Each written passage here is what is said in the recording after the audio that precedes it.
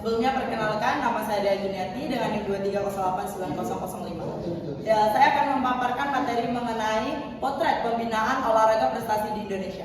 Nah, sebagai intelektual muda di bidang olahraga, saya memandang bahwasanya potret pembinaan olahraga prestasi di Indonesia ini cukup sangat amat perlu dikembangkan. Dikarenakan apa? Dikarenakan itu adalah salah satu ajang bagaimana Indonesia menunjukkan bahwasanya Indonesia yang berkembang gemilang pada tahun 2045.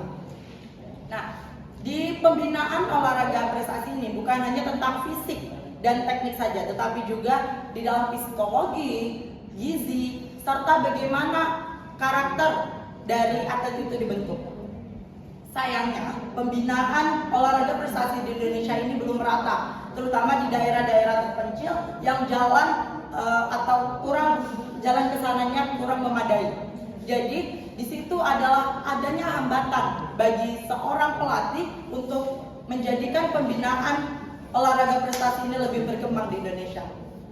Adapun selanjutnya yaitu yang pertama ada faktor pendukung, yang kedua faktor penghambat, yang ketiga ada solusi. Yang pertama akan saya jelaskan yaitu mengenai faktor pendukungnya. Faktor penghambatnya, maaf. Nah, faktor penghambat dari bagaimana pembinaan olahraga prestasi di Indonesia itu yang pertama yaitu kurangnya fasilitas yang memadai, terutama di daerah-daerah. Yang kedua yaitu kurangnya dana pembinaan olahraga prestasi.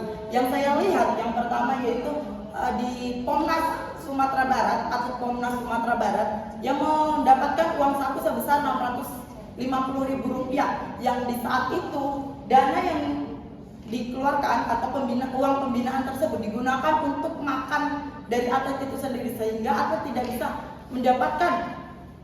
merasakan uang pembinaan tersebut. Yang ketiga yaitu kurangnya pelatih yang memiliki sertifikat yang unggul.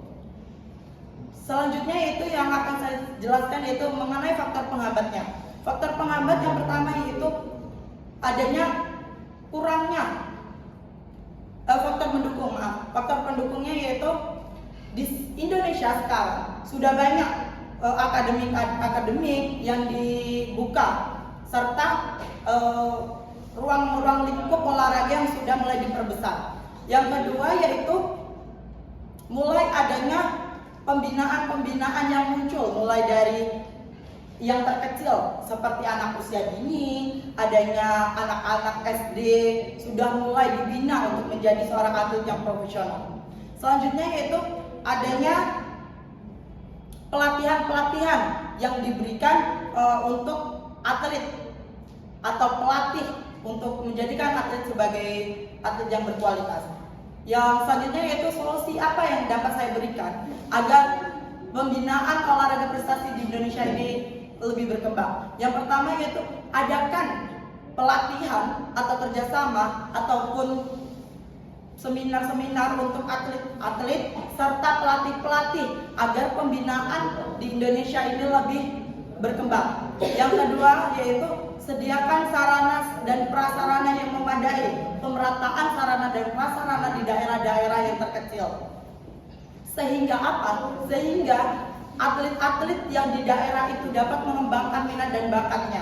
Yang ketiga yaitu kita dapat laksanakan dari kita seorang intelektual di bidang olahraga ini mulai untuk membina atau membuka latihan-latihan kecil dari ruang lingkup kecil agar olahraga di Indonesia ini lebih berkembang. Cukup sekian yang dapat saya sampaikan. Saya akhiri. Wassalamualaikum warahmatullahi wabarakatuh.